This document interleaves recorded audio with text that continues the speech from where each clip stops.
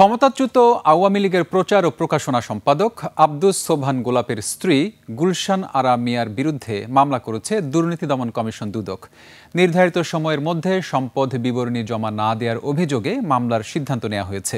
দুদকের মহাপরিচালক আক্তার হোসেন এ তথ্য জানান। মহিমা পলের report. Colour expert, George sap এবং মাইল্ড অন হ্যান্ডস টেকনোলজি সমৃদ্ধ অরিক্স ক্রিস্টাল ওয়াশ আপনার লন্ড্রি এক্সপার্ট। গোলাপের পর এবার তার স্ত্রীর বিরুদ্ধে দুদকের মামলা। সাংবাদিকদের তথ্য জানান কমিশনের মহাপরিচালক মোহাম্মদ আক্তার হোসেন। তিনি বলেন, গুলশান আরার সম্পদের উৎস ও যথার্থতা যাচাইয়ে গেল 15 এপ্রিল তাকে সম্পদ বিবরণী জমা দিতে বলা হয়। 23 জুলাই তিনি সময় বাড়ানোর আবেদন করলে দুদক তাকে আরও 15 দিন সময় দেয়। সে অনুযায়ী 21 আগস্ট জমা দেওয়ার শেষ দিন ছিল, তাতেও তিনি জমা দেননি। গণ অভ্যুত্থানে আওয়ামী লীগ সরকার ক্ষমতাচ্যুত হওয়ার পর গত বছরের 25 আগস্ট আইনশৃঙ্খলা বাহিনী আব্দুস সোবহান গোলাপকে ঢাকার নাখালপাড়া থেকে গ্রেফতার করে।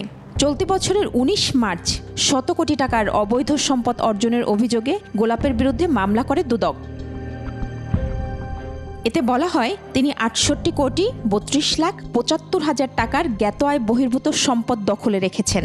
এছাড়া তার নিজ নামে ও স্বার্থ সংশ্লিষ্ট 51টি ব্যাংক হিসাবে প্রায় 97 কোটি টাকার অস্বাভাবিক লেনদেনের তথ্য ছিল। এর আগে গত 19 জানুয়ারি আদালত আব্দুস সোবহান গোলাপ, তার স্ত্রী গুলশান আরা, ছেলে ইভান সোবহান মিয়া এবং মেয়ে আনিশা গোলাপ মিয়ার স্থাবর অস্থাবর সম্পদ ক্রয়ের আদেশ দেয়। একই সঙ্গে তাদের নামে থাকা ব্যাংক হিসাবও অবরুদ্ধ করার নির্দেশ দেওয়া হয়। 2018 সালের ডিসেম্বরে তিনি আওয়ামী লীগের মনোনয়নে মাদারীপুর 3 আসন থেকে সংসদ সদস্য নির্বাচিত হন।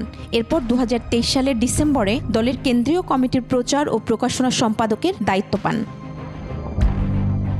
মহিমা পলি, 21 টেলিভিশন।